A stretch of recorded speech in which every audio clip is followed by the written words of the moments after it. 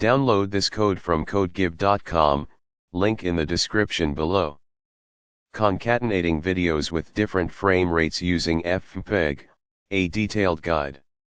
Concatenating video files with different frame rates is a common issue encountered when working with FFmpeg. Directly concatenating such files can lead to playback issues, visual glitches, and A/V sync problems.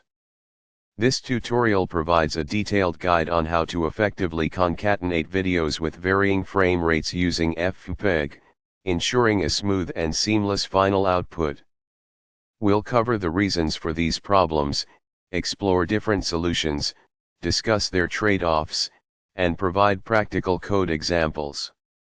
Understanding the problem, why frame rate mismatch causes issues.